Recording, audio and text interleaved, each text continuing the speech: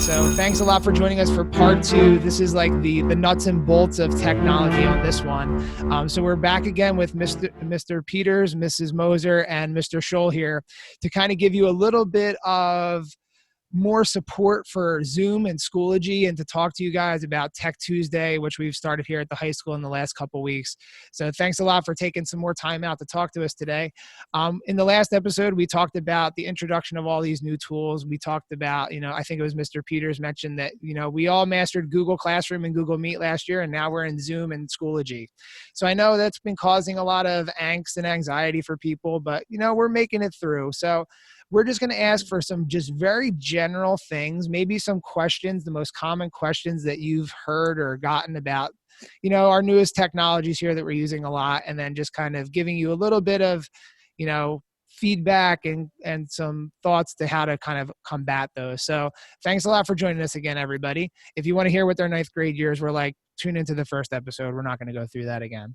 So let's start with Zoom real fast. So Zoom is the way that you're getting into all your classes. What have you heard from students, or the frustrations? Like, if I'm a student at home, like, what should I know about Zoom? Because there's lots of cool stuff that's in Zoom, but I don't think students really know about it yet, or even have used it more than just like logging on. So if I'm a 9th grader sitting at home and I'm trying to figure out how to use Zoom in the most efficient way, what are some tips or strategies that you can give me for that? Well, I guess I can start. So I think Zoom, one thing that we need to realize right away is that it's conferencing software, and it was developed to be used in businesses, right? And because of the pandemic, a lot of school districts have switched to Zoom because there's a lot of great features in it, right? We have breakout rooms, the ability to share screens, the ability to have a chat function, all that kind of stuff is great. But with that, it uses a lot of resources on your Chromebook. All right, so one of the tips that I would always tell students is make sure that you're not running too much in the background. If you're one of those people that have 15, 20 or more, I've seen up to 50 tabs open on Google Chrome, it might be a good idea to just close that down and really focus on your Zoom session. If your teacher says, hey, you have to open up this Jamboard, or you have to open up Schoology, that's fine. But really, you want to minimize the resources being used on your device when you're accessing a Zoom meeting. So I think that would be like my biggest tip. While there's a lot of features, the main things that you guys will be using as 9th graders, as students, will just be the conferencing software itself, and possibly the chat feature if their teacher's asking you to respond to something. The one tip that I would add, and I know we're all probably guilty of this, at the end of the day, I close my lid, put it in my backpack, and head home. I probably do that all the time. Same with my phone. I don't really ever shut it off. We charge it every night. It's my alarm for the morning. Same kind of goes with the Chromebook. After talking with a lot of kids, they tend to, do the same thing, that same routine. But we have to get in the routine of, restarting every so often, because there's, we see in the news and there's all kinds of security things. And as Mr. Peters mentioned, it wasn't made for school. So as things pop up, they add different features. They force security settings like passcodes in waiting rooms and things like that. So from a district and educational perspective, some of those updates happen, but only when the Chromebooks are restarted for them to receive those updates. So I would say would be one of the big ones, is for them to just kind of restart their Chromebooks every so often. And going back to, I think we talked about it in the first session and episode, would be just about troubleshooting. So the first thing, that's kind of the joke of IT and, not being IT is, did you restart it? But that is always, 9 times out of 10, surprisingly, it actually works. So I would say that would be my biggest tip, would be to kind of restart and to make sure they're receiving those updates, whether it's security or new features, or just to kind of clearing those tabs and things like that Mr. Peters talked about. And one thing I've always noticed, and it's just my personal theory, is, there tends to be a little bit more of a lag time in the afternoon. And what we have to realize is, now that we're in this remote environment, there's millions of students across the nation, having this remote learning. So if you think about the West Coast being 3 hours behind, tend to see a lot more, intermittent delays and things like that in the afternoon, because, the West Coast is waking up and doing those kinds of things. So just going through those steps and troubleshooting to see why there might be an issue. Mm-hmm. I think the one thing I'll add about Zoom and students using that on Chromebooks, there are a lot of keystrokes on Chromebooks that I know when I'm working on a Chromebook, and each of us has a student Chromebook, so we can test things. But what students should remember is that your teacher is not necessarily working on a Chromebook. So it's sometimes difficult for them to advise you because they're not seeing it exactly the same way you're seeing it. So I would recommend that you pay careful attention to some of the keystrokes on the Chromebook, because I think Mr. Scholl might have mentioned this in the first episode we recorded, that there are keystrokes that I know sometimes if I'm going too fast, I accidentally hit the keystroke and I turn the caps lock on. And now when I'm given a passcode to get into Zoom, I have the caps lock on. I don't even realize that I can't get in. So understanding keystrokes on your Chromebook, I think, is really valuable. And we do have a page on the Family Tech Resources site to help you with that. So you understand that. That'll help you with Zoom and with everything else. Yeah, those are great tips. And there's so much on the Chromebook it's when you kind of learn those keystrokes or you learn those things, it makes things so much easier. Even on the Macs now, we've had our Macs for 4 years, and I'm still learning things like to be able to like put two windows side by side so I can like work on a document on one side and have, something else on the other side. So, we're all still learning these things too. So it's kind of, we're all in this together as to learning all the different keystrokes and things going on with those that would help Zoom out. So I think those are some good strategies with Zoom. We've talked about too, like sometimes like if a student's allowed to, turning the camera off, because I think people have been finding that the camera eats up a lot of the stuff inside of the computer, where when they turn the camera off but stay in a session, it works a lot better. So if there's times where you can like kind of turn the camera off and keep Zoom on, if your teacher allows that, that might work too.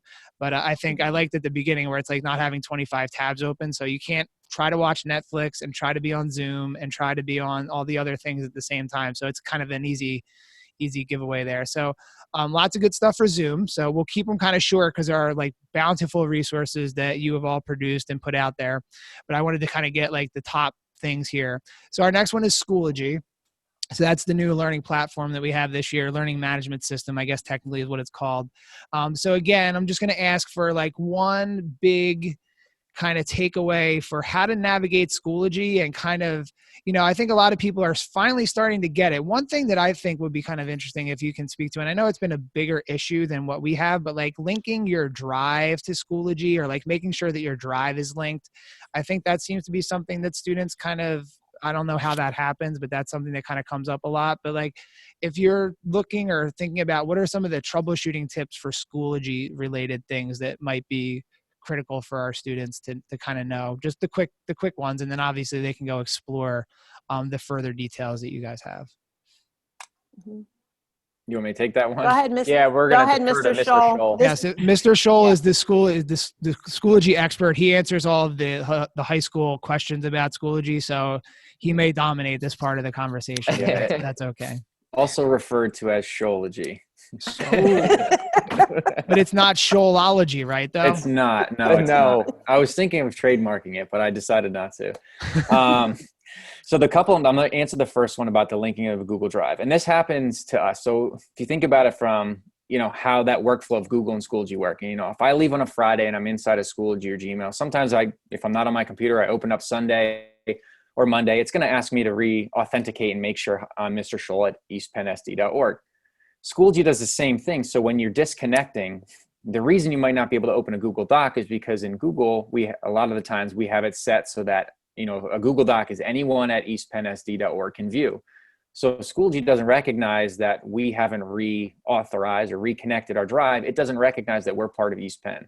So all we need to do is just make sure we reconnect it. And going back to what Mr. Peters and Mrs. Moser mentioned about our Family Tech resources, we've been creating these new tutorials based on feedback from teachers, parents, students, and that was one of them. And just basically going through the two different steps that they can to kind of reconnect and reauthorize. And from the feedback that we've gotten, one of those two steps works, whether they're trying to access it in an assignment or they're trying to submit an assignment through the Google Drive. So there's two steps I would recommend go visiting our Family Tech resources and kind of watching that quick video on how to kind of reconnect and re-authenticate. Then some tips, and feel free to jump in. Two of the ones that I would recommend, especially being in this environment, talking about those soft skills, and a lot of kids don't even know this, is each class that they're in has their own class calendar. So when you log in, on the right-hand side, you see everything that's upcoming, whether it's an assignment, a discussion.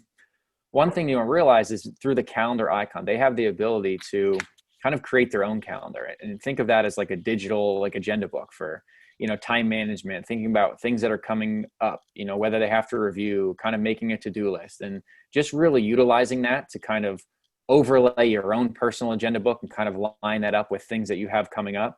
So just, going back to that time management, organizing, what you have to do throughout the week, I think is very, very valuable. Okay, and I would add in, kind of very similar to that, is manage and customize your notifications. Schoology can send out a lot of notifications, or you can manage to just choose the ones that you want. Let's say you want to know when an assignment has been posted. You can customize those notifications, I believe, per class. Is that right, Mr. Scholl? Mm-hmm. Yeah, so you can customize it per class. A lot of that, you can go into your notification settings and really look at all the different aspects and all the different options to make it work for you. Because a lot of this stuff, one of the benefits of Schoology here is that it can really be customized to not just the teacher's needs, but the student's needs as well. And so I would say definitely go into your notification settings and look those over. And a lot of them have like little tips and things by it that explain what that means. And then Schoology has a really great help desk for all of that stuff too, if you're confused at what a certain notification option is. Mm-hmm. Can I add in one more? Do you have one, Mrs. Moser? No, go for it. I just wanted to add real quickly, Mr. Peters, as he was talking, made me think of it, is, we're in this remote environment, and a lot of times, I get a question from a teacher or a student is, how can I, write on this document, or how can I do this? And one thing to mention, we put it out there before, but the Schoology app is really, really a nice app. It's intuitive. But the nice thing is you can submit an assignment, you can take a test, you can answer discussion all through the app. So what makes it nice about that is if you have something printed out or you do something for a class that's physical, downloading that Schoology app, you can take a picture of it and it will pull from your camera roll. So it makes it really easy. Instead of scanning it, you can take a picture of it, submit it through Schoology. It'll pull from the camera roll on your mobile device, whether it's a phone or an iPad. And then the teacher can see that. So that's a lot easier if you think about certain classes, especially like math and, some more hands-on classes that aren't using it, maybe like art and things like that. It's just easier to take a picture, and then the teacher can view it as if they were right in front of you. And I see some teachers, annotating and making, that personalized feedback that we focus on at the high school and kind of sending it back to the kids. So just going back to that workflow just makes it a lot easier. So I highly recommend downloading the app, because not only for those assignments, but as Mr. Peters mentioned, getting those notifications to your phone that, hey, Mr. Stuchko posted a course update, comes through instantaneously, which kind of helps with a lot of those other, time management skills and things like that. Yeah. I don't really have specific Schoology tip other than really making sure you're able to communicate with your teacher in that Schoology environment. Like, that's a biggie for me, is that making sure students understand how they can connect to their teachers directly through Schoology. And also understand the difference between the type of assignments you're getting. A teacher can, they can assign a regular assignment where you're just uploading something that they've asked you to upload and submit, or that they can assign you a Google assignment where they're actually giving you a template of a Google tool, and then it's creating your copy and you're submitting that. I've seen students be confused they operate a little bit differently. So understanding the difference, I think, would be good.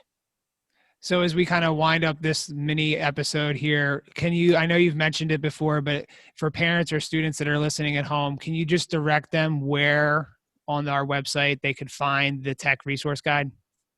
Yeah, I think the website, there's actually a button at the top, and I'm not looking at it right now, so I can't confirm that. But it is located on our site. If I can get a second here, I could pull it up just to make sure. But you can also access it at, so as soon as you log on the site, there's 3 buttons at the top. The third button is Family Tech Resources. So Yep. that's for students and parents. We do have separate spots there for different things. Like Mr. Scholl created a page just for parents in Schoology, getting connected in that aspect. But he also has a page there for students in Schoology, and that's where some of these videos that he was talking about, the reconnecting Google Drive and stuff, they're in there for students to see.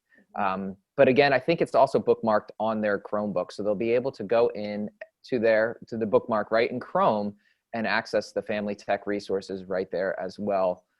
But that should be the first stop whenever issues arise. And if a student is having like technology, like hardware issues, the link for that one-to-one tech resources, I think that's also in the links that they can click on right there in the upper, it's like the upper left-hand corner of the Chrome browser. I believe it's right there to get to the one-on-one tech thing as well too. So if they're having hardware issues, that's there as well too. So I think we've given a lot of information. Students are also getting technology information on Tuesdays during advisory period, third period. And I know that your group there is kind of helping to put together some resources for that. I know you said, I think you either said it in the last episode or we talked about it, that all the keystrokes, the Chromebook keystrokes, that was something that you guys just put out. So I'm sure that as more problems arise that are more general problems, I'm assuming that on those Tech Tuesdays, there'll be some kind of feedback or kind of new stuff from your group to kind of help ease this transition along too. So is there any other technology information that you want to pass on before we sign off from this episode? I think we've covered a lot. Good. Yeah, between the 2 episodes, so if you've listened to the first one and this one, you've gotten a lot of great information. There's tons and tons of resources that have been put out since last March too, to kind of navigate the Chromebooks and all that other stuff. So thank you so much for all the work that you've put in to kind of make this transition as seamless as possible. I don't know, people probably don't know who you 3 are, but you are 3 of the people that have really kind of got this thing going here for the last several months. So the underknown but much appreciated technology group. So thank you very much. If you have questions, please feel free to kind of look at all the different resources that are there, and hopefully we're gonna get a little bit better with all this, and we stick with it for a while, and we'll all become experts at it. So thanks a lot for joining us, and good luck for the rest of the school year. Thanks for having me. Okay, thanks. Yeah, thanks.